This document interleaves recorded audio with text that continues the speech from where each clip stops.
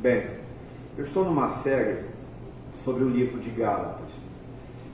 E no último sermão do domingo retrasado, que eu estive falando, eu lidei com a primeira parte do sermão, que é como a gente lida com controvérsia. Por que eu estou me atentando a isso? Porque a nossa sociedade contemporânea não é nem tanto a gente da velha geração, mas a nossa nova sociedade, isto é, seus filhos, ou a nova geração, ela mudou a forma de dizer por que acredita nas coisas. E por isso que eu estou me me prendendo aqui ainda. Nós temos Gálatas, temos vários temas para falar sobre Gálatas. Mas por que eu estou me atentando aqui? Justamente para que você entenda como a nossa nova geração pensa. O que aconteceu com o pensar dessa nova geração? E como nós podemos ensinar nossos filhos e como nós podemos lidar com os desafios contemporâneos. Então, portanto, é extremamente importante como a gente deve entender algumas coisas que os nossos filhos, ou essa nova geração, está pensando. Mas não só isso, é como a própria igreja, ela perdeu a sua capacidade de saber por que crer. E é por isso que eu estou lidando com controvérsia. Como a gente lida com controvérsia.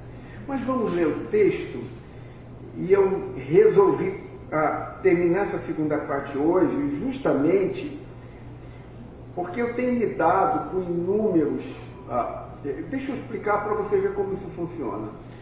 Hoje eu estava em São José dos Campos, e uma das pessoas que estavam, uma visitante que foi ao culto conosco hoje na nossa igreja, ela disse assim, ela chegou assim, eu perguntei, a senhora é cristã? Sou cristã. De onde a senhora é? Eu sou do Rio, eu sou da igreja batista, vim da igreja batista do Recreio. Eu falei, ok. E como é que isso aconteceu? Foi até uma coisa interessante, pastor. Eu entrei dentro da igreja, eu sou católica, e entrei dentro da igreja e fui num lugar errado, não era nem um culto. Eu entrei num lugar chamado Bem-vindo à Família de Deus. E era um lugar onde a gente se tornava membro da igreja, mas eu nunca tinha entrado na igreja e tinha vindo da igreja católica, não sabia nada.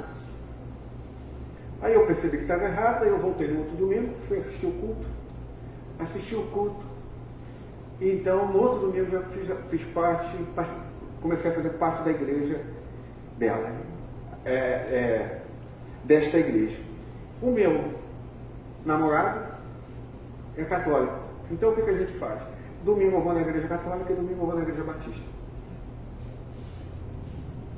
E eu fiquei olhando assim, comecei a perceber como nós cristãos perdemos toda a nossa capacidade de pensar no Evangelho.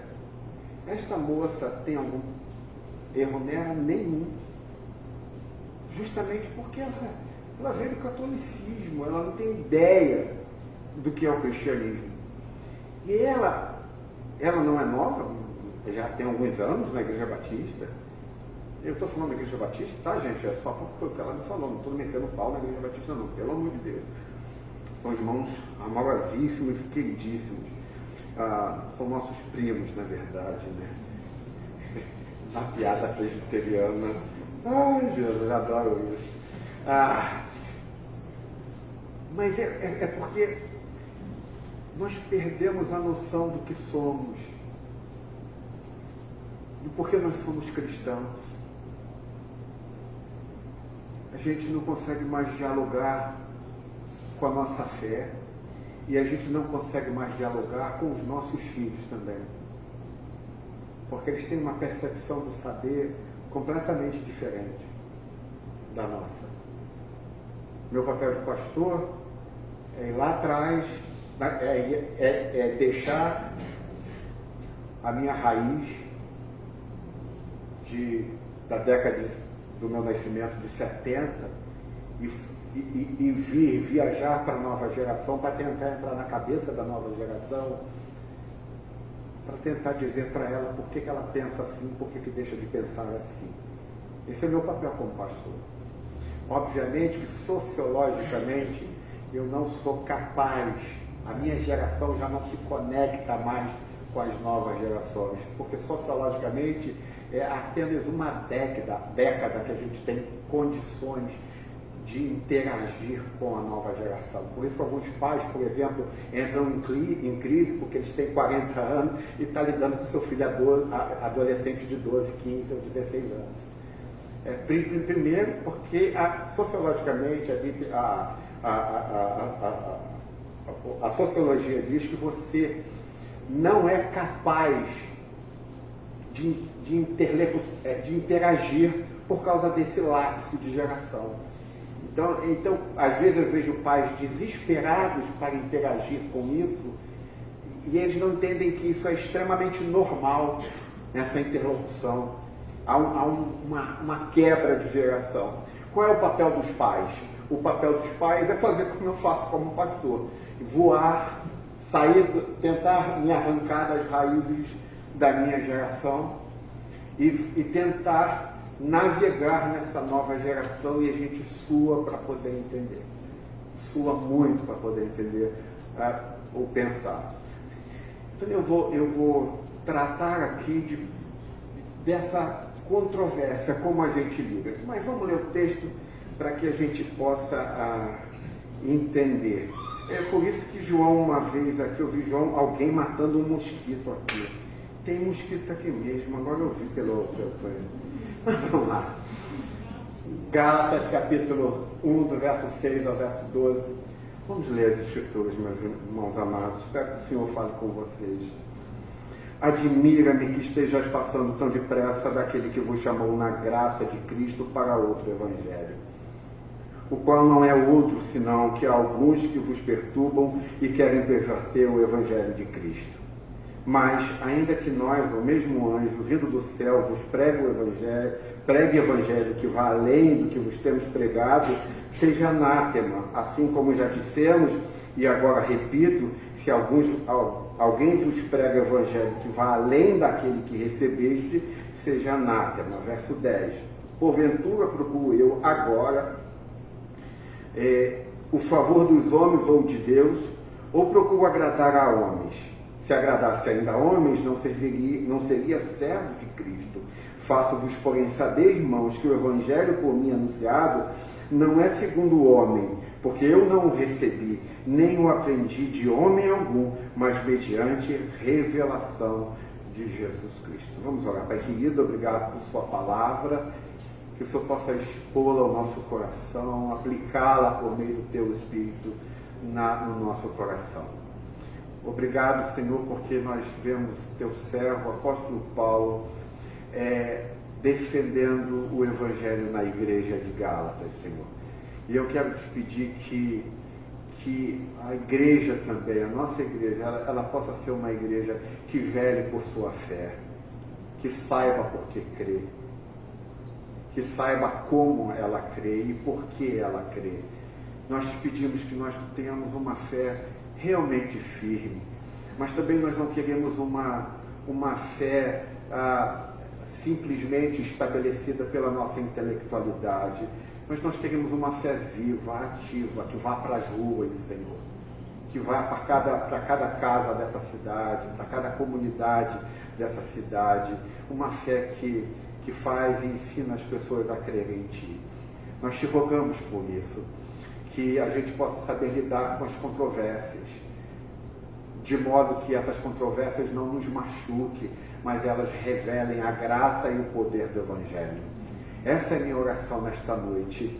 Fala com os meus irmãos, ainda que pareça ser tão distante da realidade de muitos aqui, cada pai, cada mãe, cada adolescente, cada criança, cada jovem, eles possam aprender, possam, como diz o apóstolo Pedro, né, eles possam mostrar a realidade da sua crença, o porquê eles creem.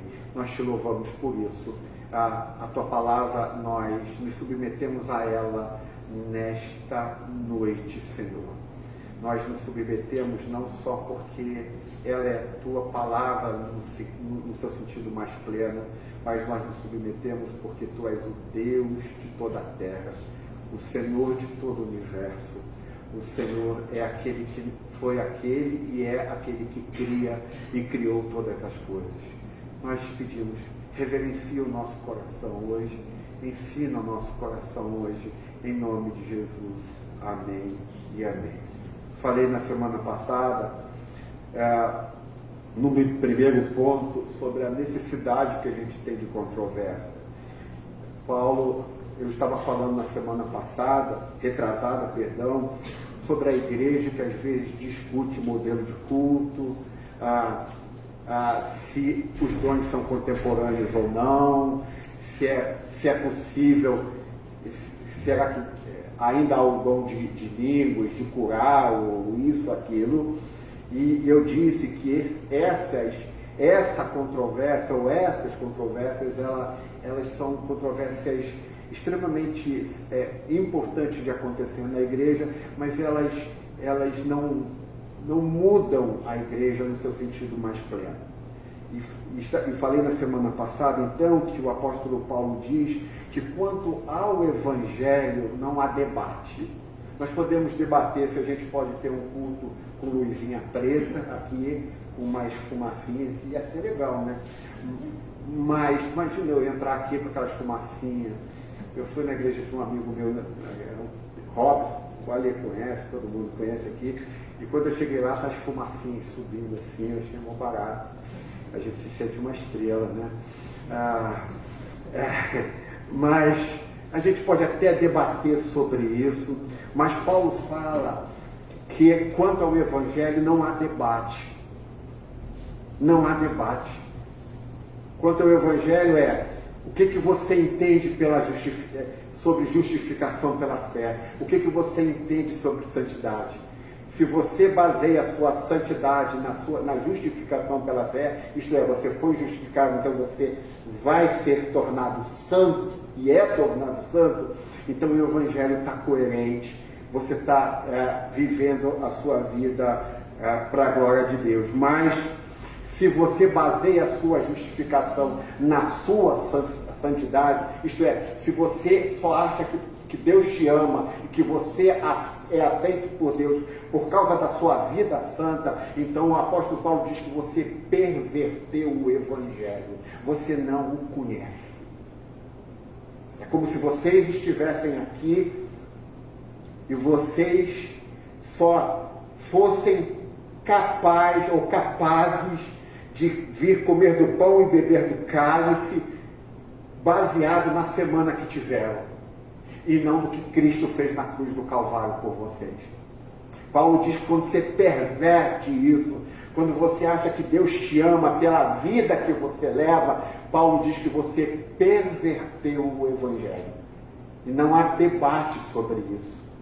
Não há como nós debatermos isso. Paulo diz que você está abandonando o evangelho rapidamente. É quando você diz, e eu vou repetir isso que o apóstolo Paulo diz, é quando você baseia a sua justificação pela fé na sua santidade. E isso é muito comum nas igrejas reformadas, nas igrejas presbiterianas, quando normalmente nós baseamos a nossa vida com Deus, a nossa moralidade. Obviamente, irmãos, que eu não estou dizendo que você deve sair daqui metendo o pé no jantar. A Bíblia diz que Ele nos chama para sermos santos. Amém, irmãos? Sermos santos. Mas essa santidade, ela é baseada na nossa justificação. Eu fui aceito, eu fui salvo, Deus me ama, então eu sou salvo. Eu estava conversando num amigo que eu tenho aqui em Boa Vista, um pastor, e a gente resolveu conversar sobre o Evangelho, o que é o Evangelho, e quando eu terminei de expor o Evangelho para ele é um pastor, ele falou assim: impossível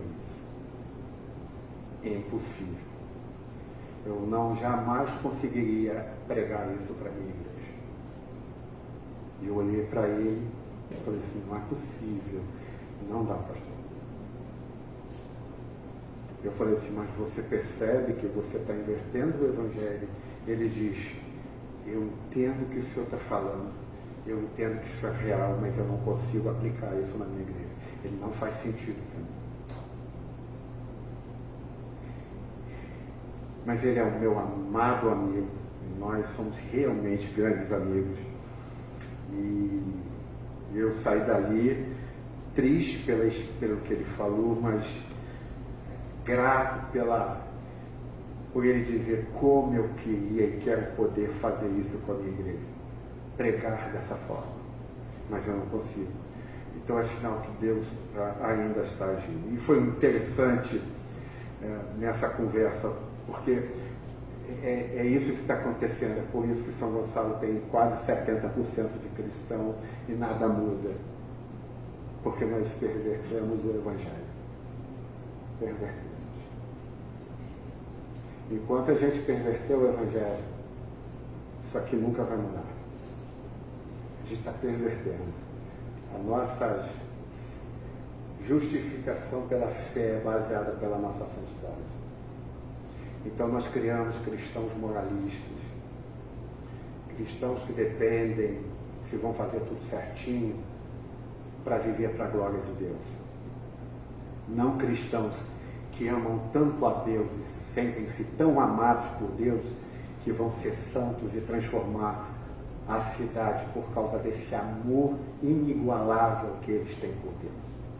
Então é por isso, irmãos, que a nossa cidade, que chega-se a percepção do novo IBGE é que nós vamos chegar a quase 70% de cristãos na nossa cidade e não há sequer perspectiva de mudança.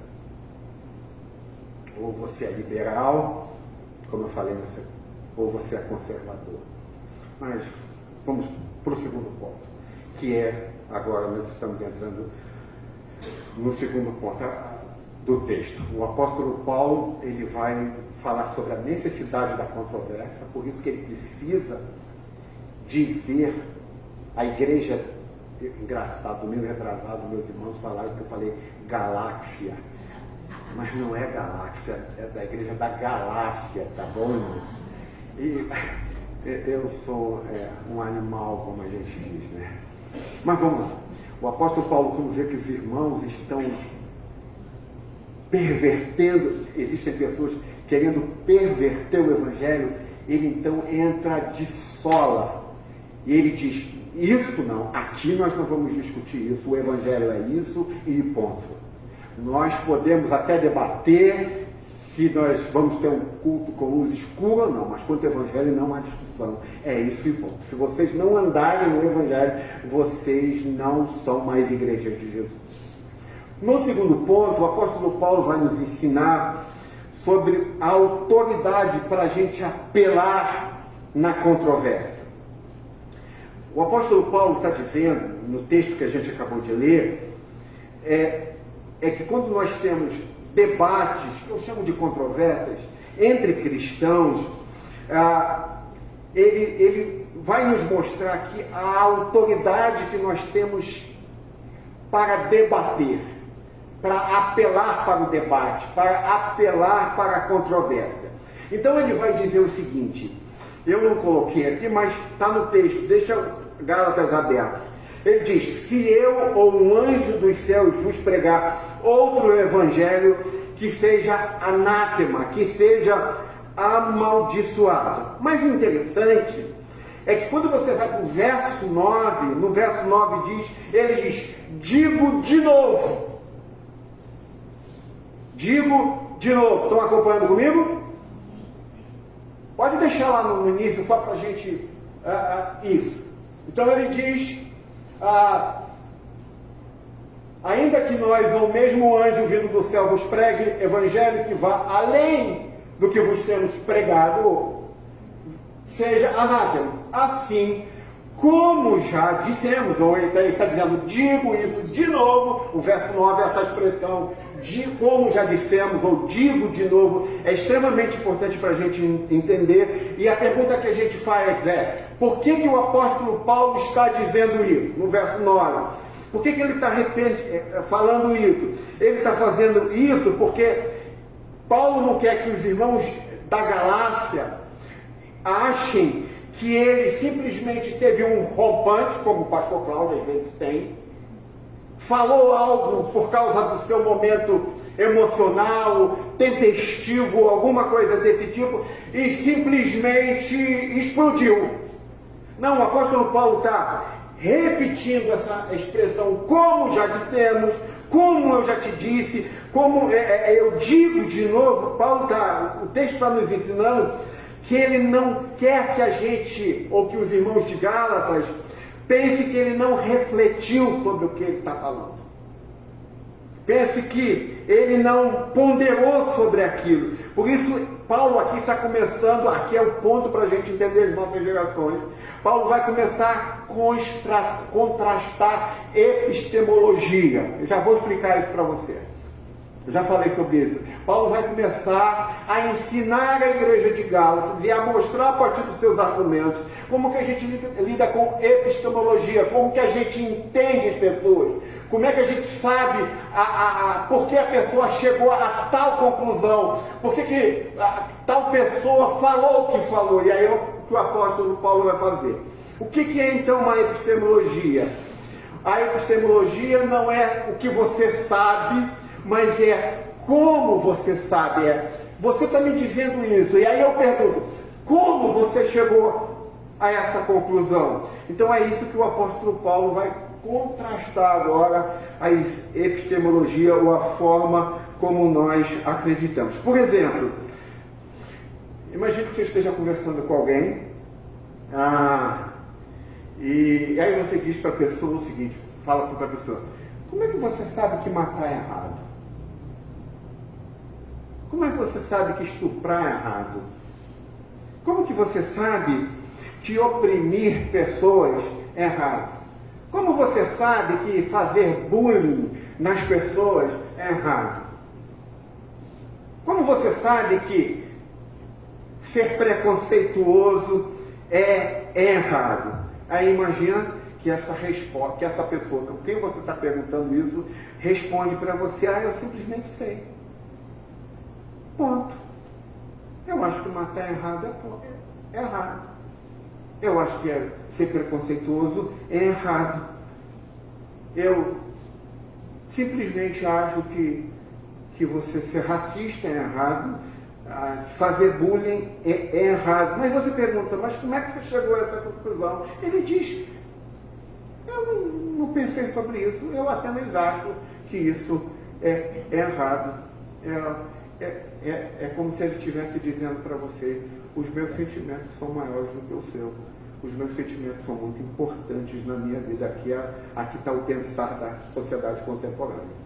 O pensamento, o sentimento dele é que rege todas as suas ações. Mas, vamos continuar. Então, nesse exemplo que eu tenho, quando uma pessoa está dizendo, você responde assim, eu simplesmente acredito nisso e ponto. Mas por que você acredita? Não sei. Eu simplesmente acredito. É porque para essa pessoa não há certo nem errado.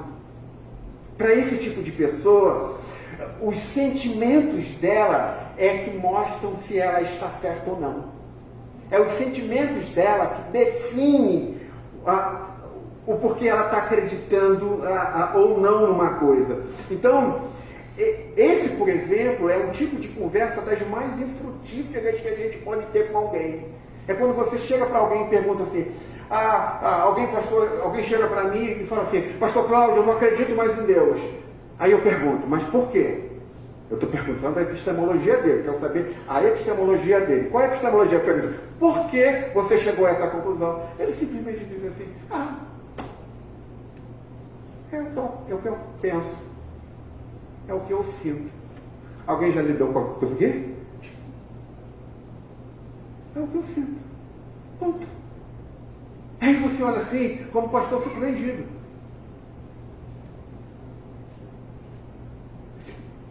Por quê?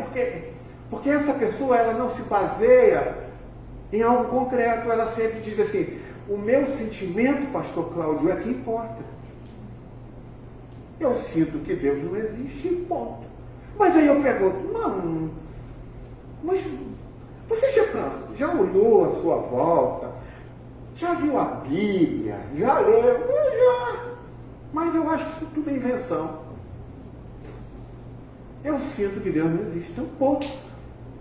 O apóstolo Paulo está ensinando, a gente está mostrando para a gente, assim como aconteceu em Gálatas, e que acontece na nossa geração, é que os sentimentos é que começam a definir hoje na nossa sociedade contemporânea sobre como nós acreditamos ou não. Então, se você quiser aprofundar uma conversa com alguém que diz assim, eu não acredito em tal coisa, mas você pergunta assim, mas por que você não acredita? É porque eu sinto que isso está errado. Não tem como se aprofundar uma conversa com esse tipo de pessoa, ou com esse tipo de pensar. Então, o que está acontecendo? Geralmente, as pessoas modernas, ou a nossa sociedade contemporânea, seus filhos, seus amigos na universidade, os adolescentes desta igreja, os jovens desta igreja, as crianças desta igreja, a epistemologia dela é essa, eu sinto e ponto. Eu sinto. É isso que seus filhos pensam. Não achem que não é. Eu sinto e ponto. A gente vai lidar. Como que a gente lida com esse negócio? Mas é normalmente o que os nossos jovens acreditam. É o que você acredita, que seu filho acredita, sei lá. Mas nós estamos permeados com isso. A epistemologia é sempre essa. Meus sentimentos é o que importa. Eles são maiores do que os seus, pastor. São melhores do que os seus. E aí a gente fica num impasse. Como a gente vai chegar a algum lugar? Então Paulo vai apresentar aqui duas abordagens na igreja que as pessoas apelam, que não são corretas e que são infrutíferas. Extremamente infrutíferas. E vai também mostrar aqui uma abordagem que é correta com relação ao debate. É esse debate da sua filha, ou do seu filho, ou de um amigo seu, ou de uma amiga sua, chegando para vocês dizendo que está tomando dessas decisões simplesmente porque acha que está tomando decisão, ou porque sente alguma coisa, que percebeu alguma coisa. Mas se vocês pensem que é questão só de adolescente, às vezes irmãos já de 40, 50 anos de idade, às vezes 60 anos de idade, a gente, por que você está fazendo isso? Porque eu senti que é isso. Então vamos olhar em primeiro lugar, Paulo vai dizer, e vai falar do anjo do céu. Mesmo que um anjo venha. Então a Bíblia vai dizer uma coisa extremamente importante. Já marca aqui uma coisa para você começar a entender, lidar com a epistemologia.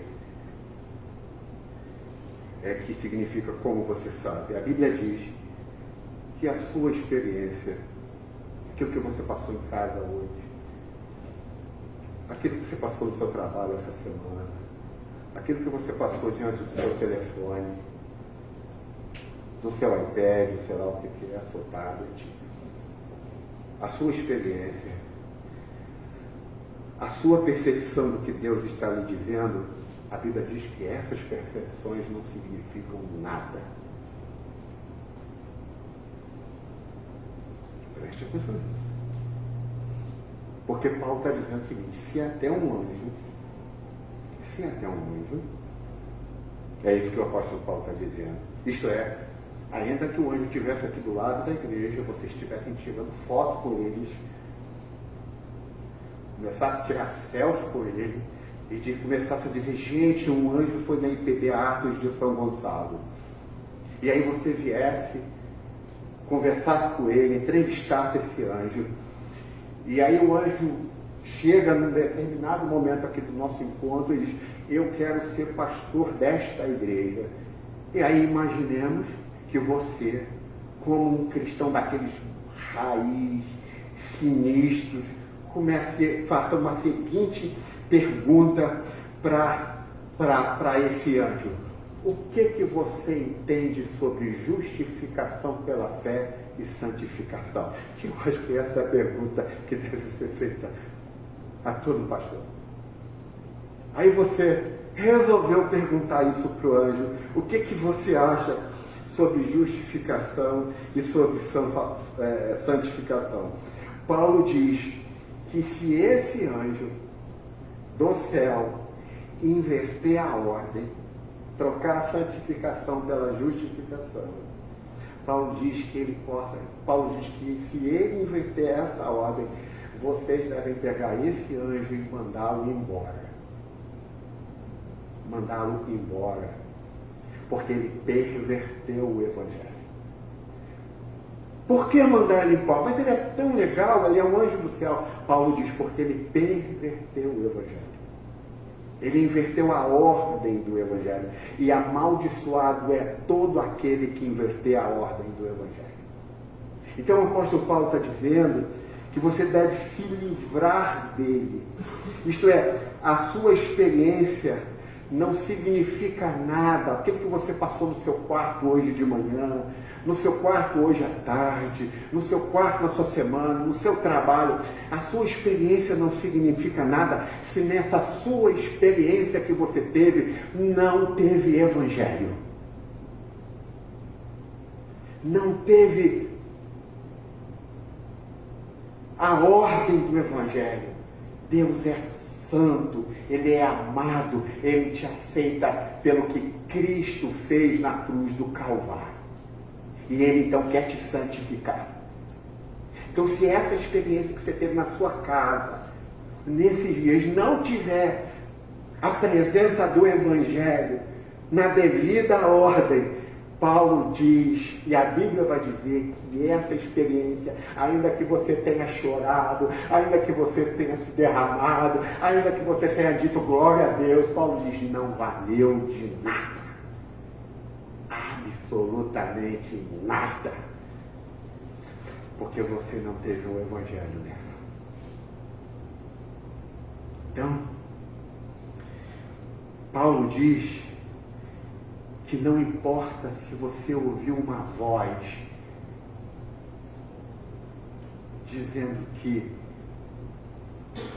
dizendo algo sobre a sua vida. Não importa se você teve alguma visão. Não importa se você teve algum sonho. Paulo está dizendo que nada dessas coisas importa se até um anjo do céu, se tudo que você teve, se a sua experiência não foi julgada pelo Evangelho. Paulo diz, você só teve um momento emocional e nada mais que isso. Você só teve uma vislumbre. Você só apenas vislumbrou o anjo do céu. E nada mais que isso. Então, o pastor Paulo diz que o Evangelho julga a experiência. Essa é a primeira epistemologia. Paulo diz que então na primeira epistemologia a sua experiência não vale nada se ela não for julgada pelo Evangelho. Completamente julgada pelo Evangelho.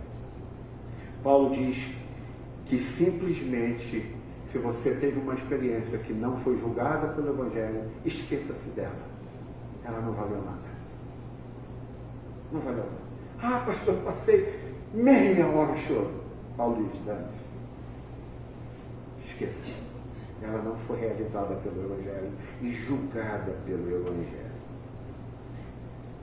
Mas Paulo não para nessa epistemologia, ele segue para uma outra epistemologia que é também frequentemente usada. Então Paulo vai dizer nessa segunda epistemologia, no modo da gente dizer por que nós estamos fazendo certo tipo de coisa, ele não diz apenas, então o texto, como a gente está aqui exposto, Paulo não diz, se um anjo do céu lhe disser algo diferente do que eu lhe disse, expulse. Paulo não está dizendo só isso.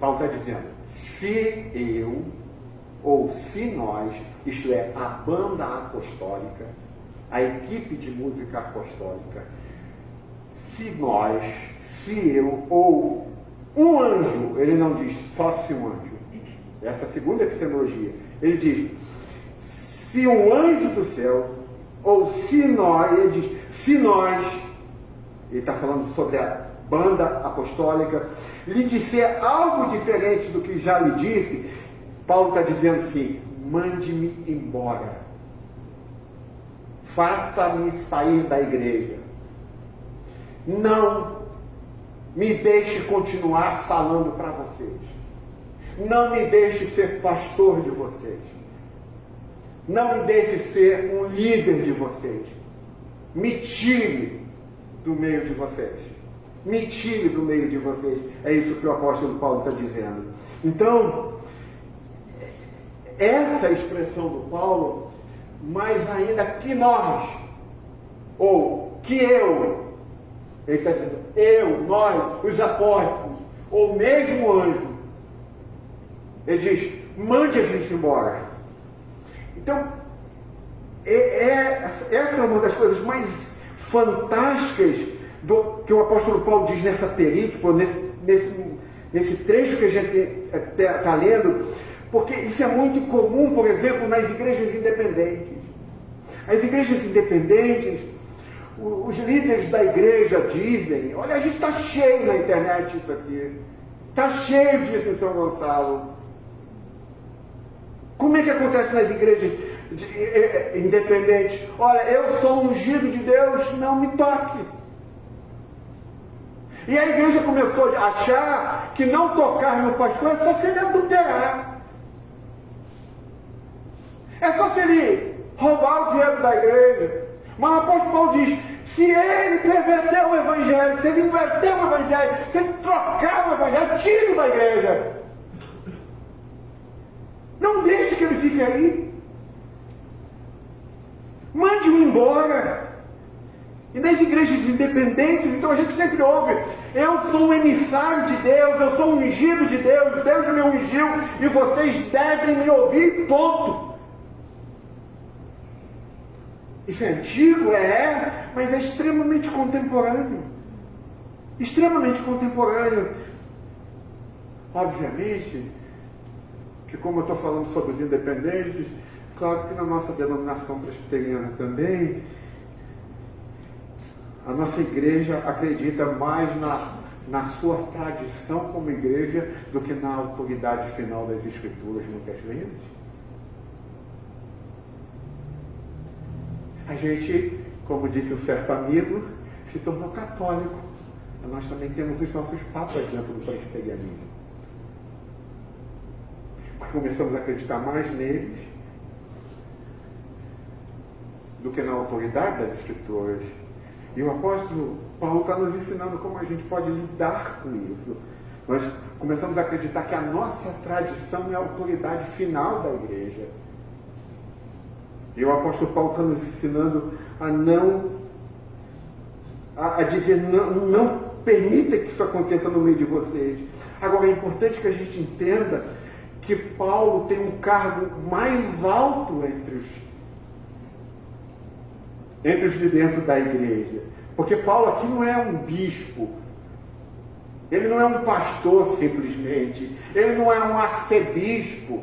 O texto diz, e a Bíblia diz, que Paulo não é, o texto não, gente, o que a gente entende pelo texto é que Paulo não é apenas um ministro ordenado, a Bíblia diz que ele é um apóstolo.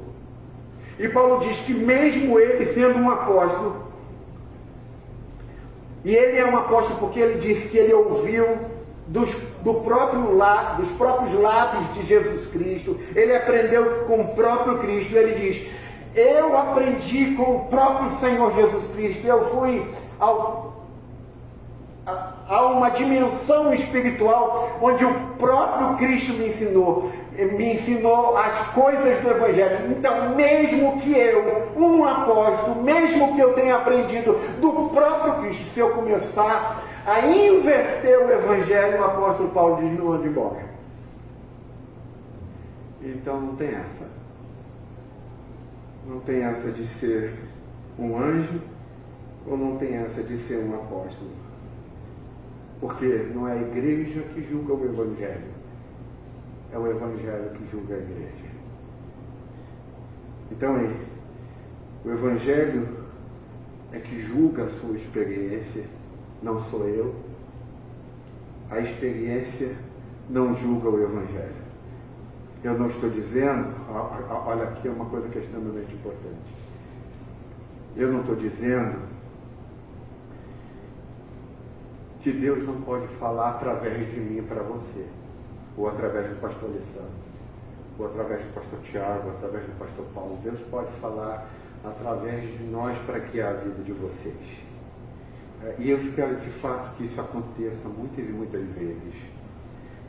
Mas eu também não estou dizendo que Deus não pode guiar você através dos sentimentos. Não é isso que eu estou dizendo, porque Deus pode falar a você do seu coração propriamente. Deus pode fazer isso. Amém? Você crê nisso? Deus pode falar através dos seus sentimentos, através das suas intuições, através das suas emoções. Eu só estou tentando dizer para você que essa não é a nossa base. A gente chama, essa não é a nossa pedra de toque, a nossa pedra epistemológica. Não é nisso que nós baseamos a nossa fé e a nossa crença. Não é nos nossos sentimentos, não é nos nossos sonhos, não é nas nossas visões. É sempre no Evangelho, é sempre na Bíblia. Então, há apenas uma coisa que você pode ter certeza que Deus está dizendo alguma coisa para você, é quando ela é atestada e verificada pelo Evangelho. Então eu quero dizer para vocês uma coisa. Aqui aos pais, por favor. Quando chega lá seus filhos lá com 5, 6 anos de idade, comece a ensinar as Escrituras, mas lance sobre ele a base epistemológica. Por que vocês acreditam nisso?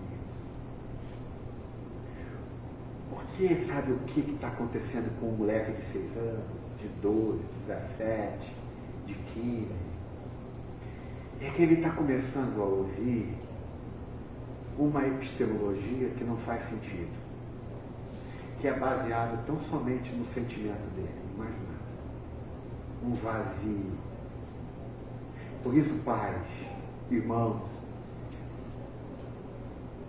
quando você chegou lá para 5, 6 anos de idade, a gente começa a ensinar nossas crianças. Eu lembro quando meus filhos nasceram, quando eles começaram a ter um pouquinho de entendimento, a gente já começou a mostrar para ele como Deus é grande. Porque criança pequena, tudo que ele vê é grande. É verdade ou não é? Se você, por exemplo, for uma igreja que tem um departamento infantil interessante, quando você chega no departamento infantil, as criancinhas de 2, 3 anos, todas as imagens são enormes, extremamente grandes. Por que são grandes? Porque revela a grandeza de Deus. Então os nossos filhos pequenininhos já começam a mostrar a grandeza de Deus. E o que a gente faz com isso? A gente diz por que nós acreditamos em Deus. Essa é a nossa epistemologia. E aí não é chegar assim: papai, por que você acredita em Deus?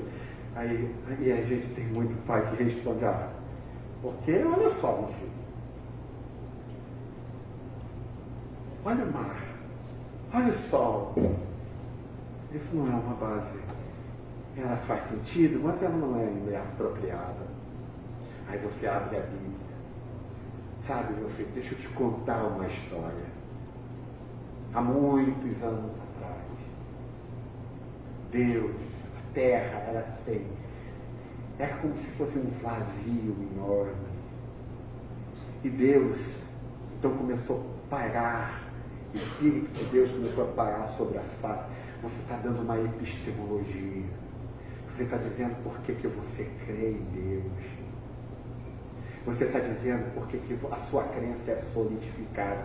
Sabe por quê? Porque quando ele fizer 7, 8, 9, 10, 11, 12, e alguém começar a dizer para ele assim, é assim, pronto. Aí ele vai dizer, oba,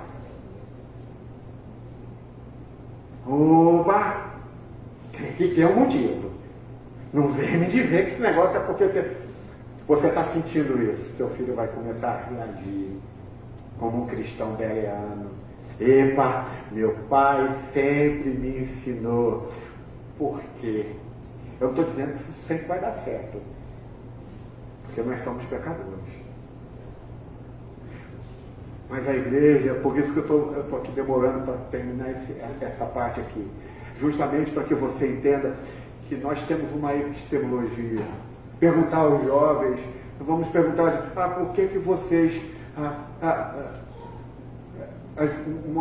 um dia um jovem perguntou para mim, peraí, por que eu não posso fazer sexo antes do casamento? E é uma questão. Aí eu olhei assim, perguntei, o que você acha? Eu acho que o mundo mudou. Percebe a epistemologia dela? Qual é a epistemologia? O mundo é o que é? É o que eu estou sentindo. Aí eu preciso chegar para ela e dizer que sexo ele só pode ser feito pós-casamento, porque o sexo foi planejado por Deus para um momento de um pacto. Você só pode se relacionar sexualmente com o seu namorado e a sua namorada quando casar, porque você vai estar debaixo de um pacto, de uma aliança que vai ser eterna, enquanto seu marido ou sua esposa viver. E quando você se une a alguém antes desse pacto, você ofende a glória de Deus. Você não está se importando com este pacto. Você não está se importando com esta aliança. E também, os nossos jovens fazem essa pergunta por causa da revolução sexual. Na revolução sexual diz que você é dono do seu próprio corpo, que você é dono de você mesmo, que você é dono, que você pode fazer o que você quiser no seu corpo. E a Bíblia diz que o sexo ele não foi criado simplesmente para você usá-lo como se fosse algo que você tivesse com fome, então desejasse comer. O sexo foi feito segundo as Escrituras para que você pudesse estar debaixo do pacto, estar debaixo da intenção de estabelecer uma geração futura e que você pudesse então se deliciar com o seu cônjuge, com o seu parceiro, a sua parceira, no seu sentido pós-casamento, para que você pudesse experimentar na plenitude o sentido pleno do que porque Deus fez o sexo. Mas na nossa geração fluida, os jovens dizem, isso não rola mais, pastor. Ainda mais quando olha para mim com 54 anos. Acha que eu estou ficando excêntrico. Mas isso é para outro papo. Deixa eu terminar. Eu só quero entender que a epistemologia está em todas as áreas da nossa vida. Por que eu não posso fazer sexo antes do casamento? A Bíblia diz, é porque o sexo foi criado nisso, naquilo. Aí eu digo, agora eu entendi. Então, eu não estou dizendo, pelo amor de Deus, eu sou um pastor do Evangelho, que se você já se relacionou sexualmente com seu namorado ou sua namorada, que não há graça e nem perdão para você. O que eu estou dizendo é que você deve fazer como diz o apóstolo Paulo, pare e se case. Stop. e case-se. Porque o teu corpo, ele continua e é o templo do Espírito Santo. Ele precisa estar debaixo de uma base de fé, que significa que você é filho e filha de Deus. E filhos e filhas de Deus preferem se abster agora para ter uma alegria plena depois. Amém, gente? Amém? Amém. E, senão está dando ruim aqui, mas vamos lá. Terceiro e último ponto para eu terminar, e esse é bem curtinho. Como que a gente é curado nos debates? Quando a gente às vezes debate com alguém, a gente tem uma controvérsia, e às vezes a gente perde a paciência com o irmão, a gente perde a paciência com a irmã. Como é que a gente lida? Como é que o apóstolo Paulo ensina a gente a lidar com isso? Nos versos 10 a 12, Paulo diz que, a menos que você reflita sobre essa controvérsia ou sobre esse debate, você não vai poder lidar com isso. Olha o que diz o verso 10. Por favor, verso 10. 10. Porventura procuro eu agora, essa expressão agora é extremamente importante para a gente entender isso aqui. Porventura procuro eu agora o favor dos homens ou de Deus? Ou procuro agradar a homens? Peraí, está fora do lugar esse negócio aqui, peraí. Porventura procuro eu agora o favor dos homens ou de Deus? Ou procuro agradar a homens? Se agradasse ainda a homens, não seria servo de Cristo. Então preste atenção aqui. O verdadeiro problema no debate ou nas controvérsias é um tipo de pecado que é comumente anunciado em toda a Escritura, que é o pecado de agradar o homem. Não há nada mais que Deus mais fique irritado com a gente, com os líderes cristãos, com vocês cristãos, é quando vocês querem simplesmente agradar a homens, agradar seus amigos, agradar as pessoas, para que ela não fique triste com você. Se você, por exemplo, der um pulinho lá no Antigo Testamento, lá em Provérbios 29, 25, não está aí, eu não coloquei. Provérbios 29, 25 vai dizer o seguinte, que o medo do homem se tornará uma armadilha para você. O medo do homem se tornará uma armadilha para você. Eu só estou simplificando, mas se você quiser abrir a Bíblia, aí você pode abrir em Provérbios 29 e 25. O medo do homem se tornará uma armadilha.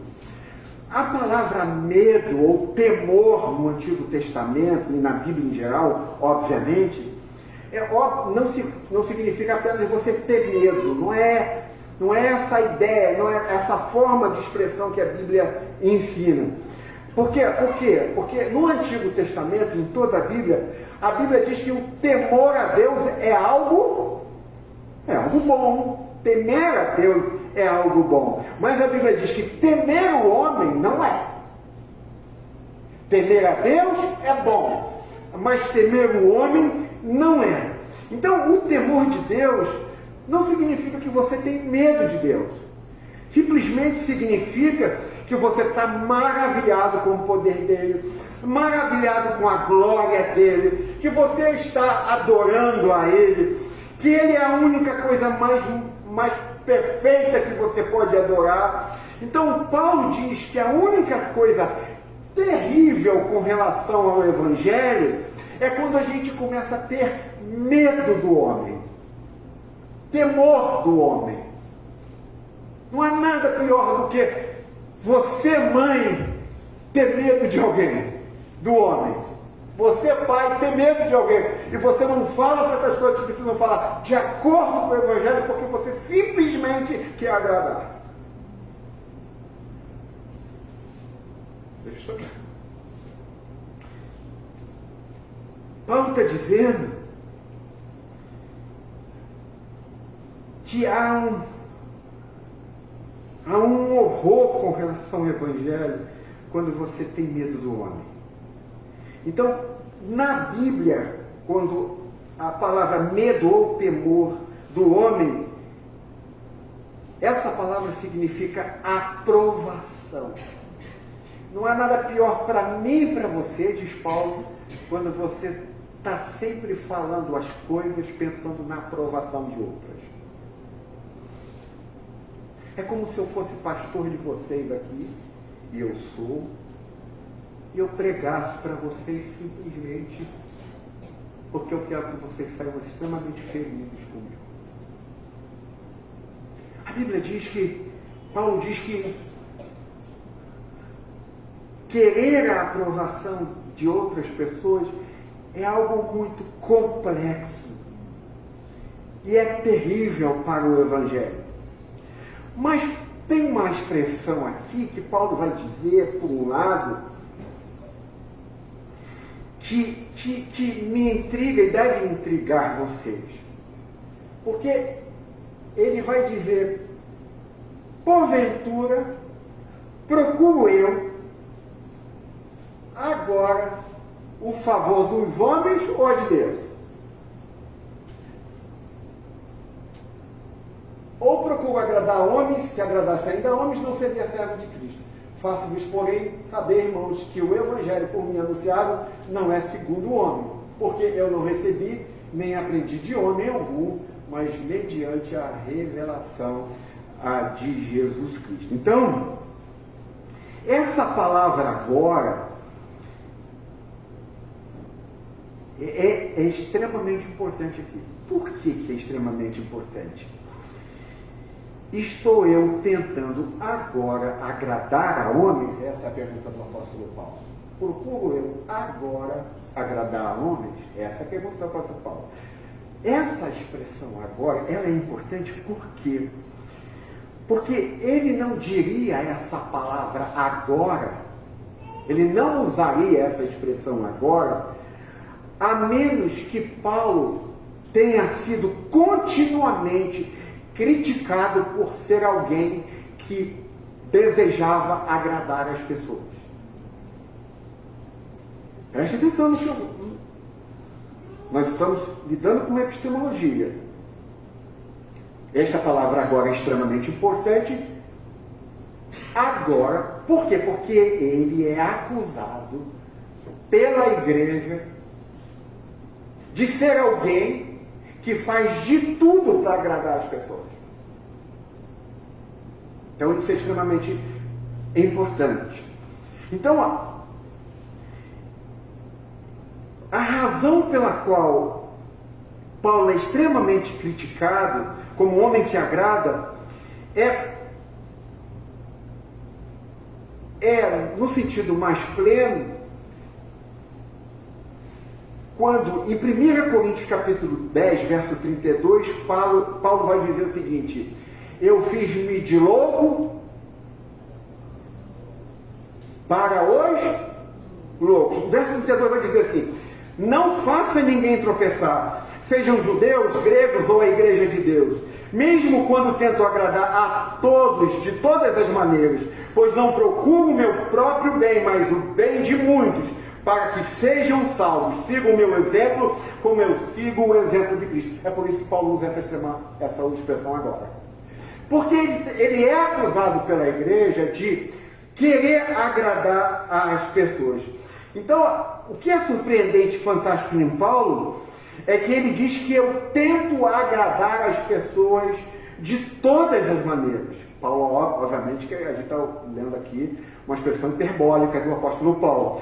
Mas o que a gente sabe de Paulo é que Paulo não é uma pessoa que gosta de controvérsia, mas também não é uma pessoa que evita a controvérsia. O que o Paulo está dizendo? O texto diz que Paulo, ele vai dizer que ele é servo.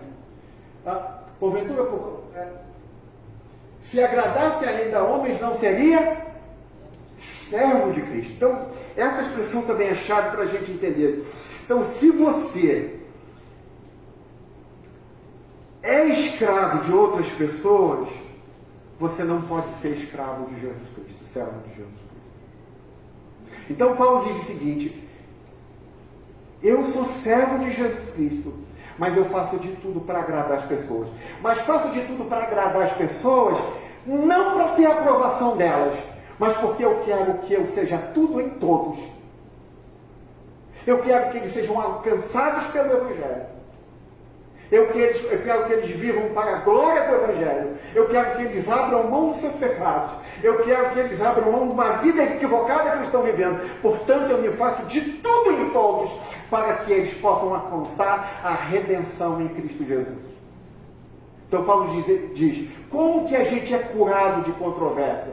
Como a gente aprende a debater com os nossos irmãos, ou lidar com alguns momentos com os nossos filhos, com as nossas filhas, com os nossos amigos, com as nossas amigas, quando eles estão tomando um rumo errado, quando eles estão com uma epistemologia do sentimento, simplesmente querem viver a vida bem longe do Evangelho. Paulo diz, você precisa se comportar como um servo de Jesus Cristo. Você precisa ser tudo em todos.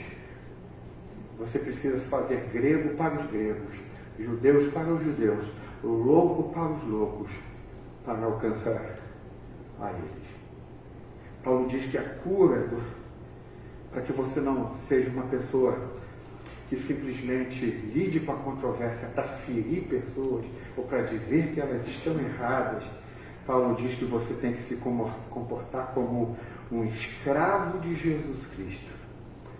E Paulo diz que quando você se comporta como um servo de Cristo, então o que vai acontecer é que quando você lidar com alguém que está vivendo uma epistemologia errada, um jeito de viver errado, está tendo uma controvérsia equivocada sobre aspectos do Evangelho, o apóstolo Paulo vai dizer que então, como servo de Jesus Cristo, você vai poder agir como um curador no meio desse processo. Então, ser um servo de Jesus Cristo te impede de você ser uma pessoa escrava do que as outras pessoas pensam. Esse é o ponto final do meu sermão nessa noite.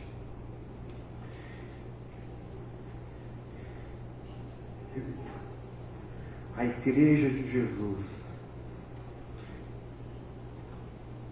é uma igreja que é capaz, dentro das suas controvérsias,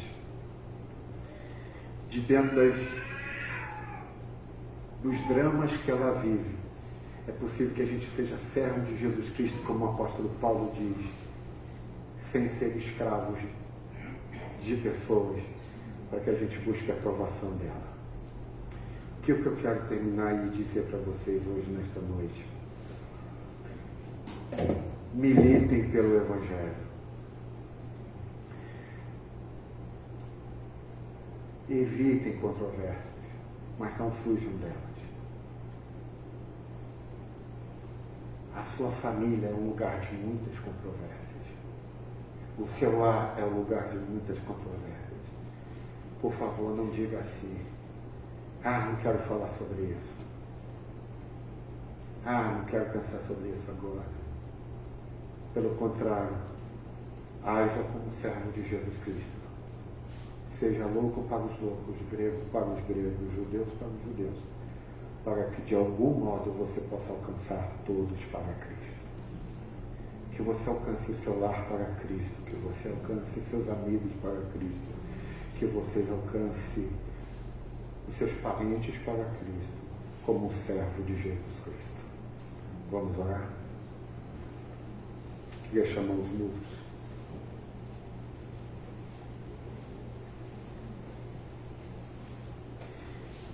Inclina a tua cabeça, fecha os teus olhos.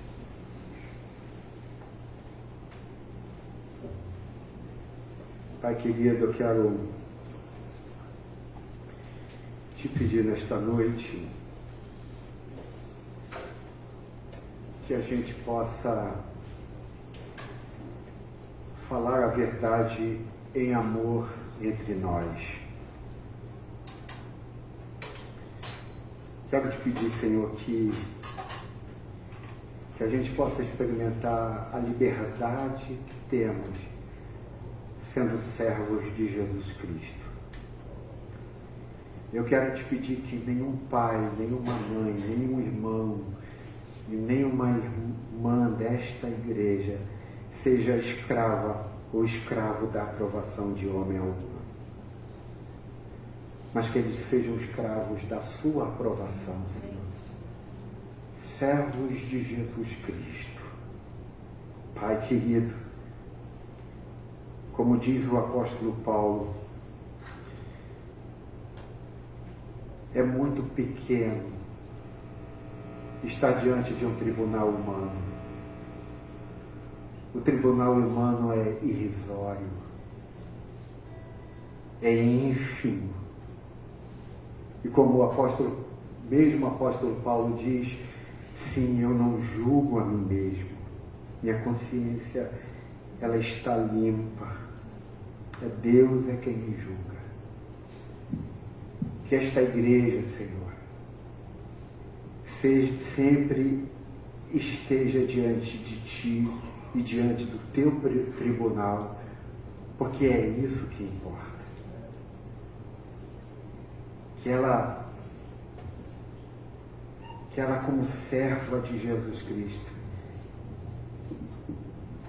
ela possa dizer, eu não me importo com o que eu penso, ou com o que as pessoas pensam de mim mesmo. O que mais me importa é o que Deus em Jesus Cristo pensa de mim. Que esta igreja sempre tenha este pensar. Que esta igreja sempre possa olhar os seus irmãos dessa maneira, Senhor. Por isso a Tua palavra diz que aquele que não conheceu o pecado se fez pecado por nós, para que fôssemos a Sua justiça. Para que nós fôssemos irrepreensíveis, Senhor, aos Seus olhos. Senhor, quero que o Senhor nos ajude a nos apropriar de Ti nesta noite. Que cada irmão, enquanto estiver com os seus olhos fechados, com a sua cabeça inclinada, cada irmão possa se apropriar de Jesus Cristo, seu Salvador. Que esta igreja seja uma igreja sempre disposta a ter controvérsias em amor na hora certa. Que esta igreja sempre esteja disposta a debater na hora certa, como serva de Jesus Cristo. Por favor, não permita, Senhor, que a gente tenha medo de lutar pelo Teu Evangelho. Mas nos ajude, Senhor, a que a gente tenha o coração, o desejo, a vontade de batalhar pela glória do Teu nome, Senhor. Que a gente tenha uma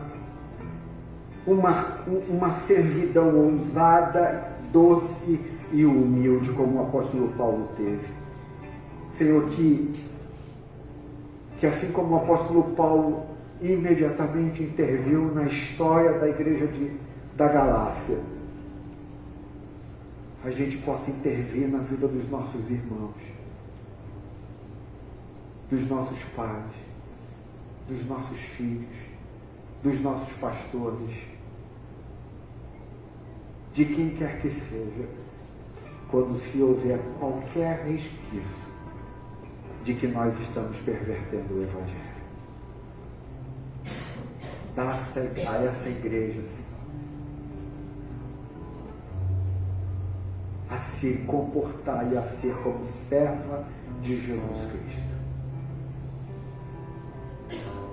eu quero te pedir que o Senhor, enquanto nós vamos comer do pão e beber do cálice nesta noite, a gente possa agradecer ao seu Filho Jesus, que venceu todos os debates, que lidou com todas as controvérsias e lidou com elas na cruz do Calvário por nós. Na cruz ele venceu todas as controvérsias, para que nós pudéssemos ser servos com amor humilde e com vida humilde para a glória do teu nome. Então, quando nós formos cear nesta noite, que a gente possa dizer para o nosso próprio coração: obrigado pelo Evangelho. Obrigado pelo Evangelho. Que meu coração jamais perverta o Evangelho. Essa é a minha oração, Senhor. Em nome de Jesus. Amém e amém. Enquanto estivermos adorando, você pode vir comer do pão e beber do cálice.